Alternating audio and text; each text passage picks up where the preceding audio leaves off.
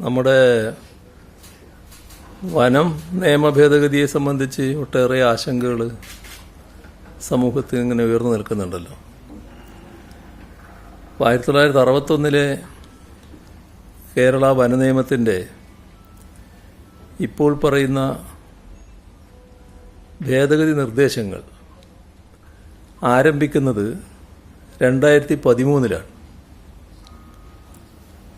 2013 എന്ന് പറഞ്ഞാൽ അറിയാലോ, അന്ന് UDF സർക്കാരായിരുന്നു. 2013 മാർച്ച് മാസത്തിൽ additional principal forest conservator forest management തയ്യാറാക്കിയ കരട് ബില്ല്, അതിന്മേലാണ് തുടക്കം. മനഃപൂർവ്വം വനത്തിൽ കടന്നു കയറുക എന്ന ഉദ്ദേശത്തോടെ വനമേഖലയിലൂടെ സഞ്ചരിക്കുന്നവർ വനത്തിനുള്ളിൽ വാഹനം നിർത്തുക, വനത്തിൽ പ്രവേശിക്കുക, ഇതെല്ലാം കുറ്റമാക്കുന്നതാണ് ആ ഭേദഗതി. അതിൻ്റെ തുടർ നടപടികളാണ് പിന്നീടുണ്ടായത്. ഇപ്പോൾ വന നിയമ ഭേദഗതി സംബന്ധിച്ച നിർദ്ദേശങ്ങളെക്കുറിച്ച് പല ആശങ്കകളും ഉയർന്നിട്ടുണ്ട്. ഇതിൽ അത്തരം ആശങ്കകൾ പരിഹരിക്കാതെ മുന്നോട്ട് നീങ്ങാൻ സർക്കാർ ഉദ്ദേശിക്കുന്നില്ല എന്നതാണ് വ്യക്തമാക്കാനുള്ളത്. ഏതെങ്കിലും വകുപ്പുകളിൽ നിക്ഷിപ്തമാകുന്ന അധികാരം ദുർവിനിയോഗം ചെയ്യപ്പെടാൻ സാധ്യതയുണ്ട് എന്ന ആശങ്കകൾ ഗൗരവമായി സർക്കാർ കാണുകയാണ്.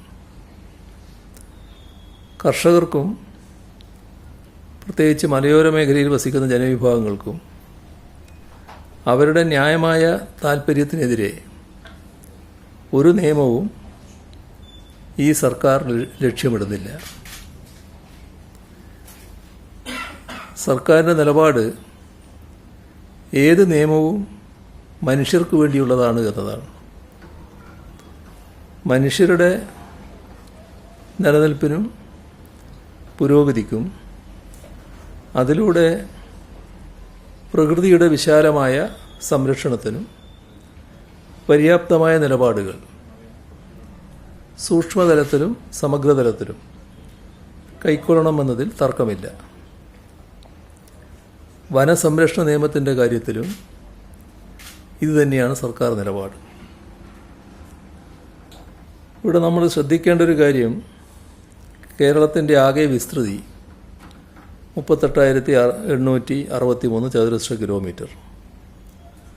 അതിൽ 11,309 ചതുരശ്ര കിലോമീറ്റർ വനമേഖലയാണ്. 1525.5 ചതുരശ്ര കിലോമീറ്റർ തോട്ടങ്ങളാണ്. ഇപ്പോൾ ജനസാന്ദ്രത നോക്കിയാൽ നമ്മുടേത് ചതുരശ്ര കിലോമീറ്ററിന് 860,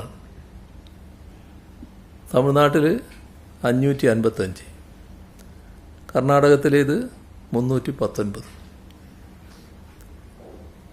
നമ്മുടെ സംസ്ഥാനത്തിൻ്റെ ജനസാന്ദ്രതയും ഇത്തരത്തിലുള്ള ഭൂമിശാസ്ത്രപരമായ സവിശേഷതകളും ജീവിത രീതികളും കണക്കിലെടുക്കുന്നതാവണം വന നിയമങ്ങളെന്നാണ് സർക്കാർ കാണുന്നത്.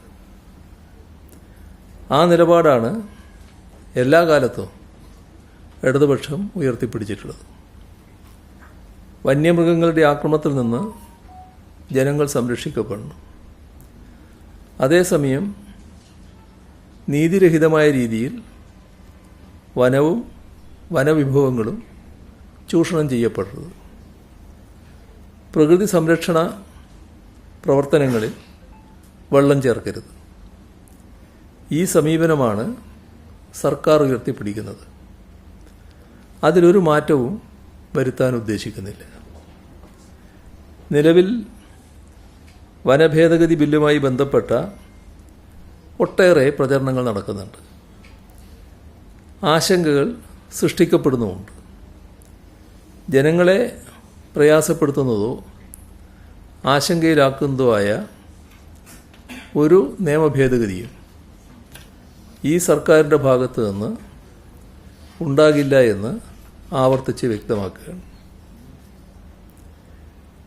വനം നിയമ ഭേദഗതിയുമായി ബന്ധപ്പെട്ട കാര്യങ്ങൾ ഇത്തരമൊരു സാഹചര്യത്തിൽ തുടരാൻ സർക്കാർ ഉദ്ദേശിക്കുന്നില്ല.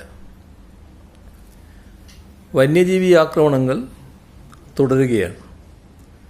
ഇന്നും ഒരു മരണം റിപ്പോർട്ട് ചെയ്തിട്ടുണ്ട് മലപ്പുറം ജില്ലയിൽ.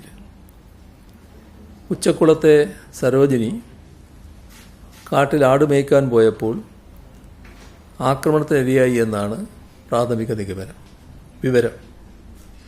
സരോജിനിയുടെ വിയോഗത്തിൽ അനുശോചനം രേഖപ്പെടുത്തുന്നു. വന്യജീവികളുടെ ആക്രമണത്തിൽ ആളുകൾക്കും വളർത്തുമൃഗങ്ങൾക്കും ജീവൻ നഷ്ടപ്പെടുന്നത് അങ്ങേയറ്റം ദുഃഖകരമായ കാര്യമാണ്. ഇതിനെ എങ്ങനെ ശാശ്വതമായി ചെറുക്കാൻ കഴിയുമെന്നതാണ് സർക്കാർ ആലോചിക്കുന്നത്.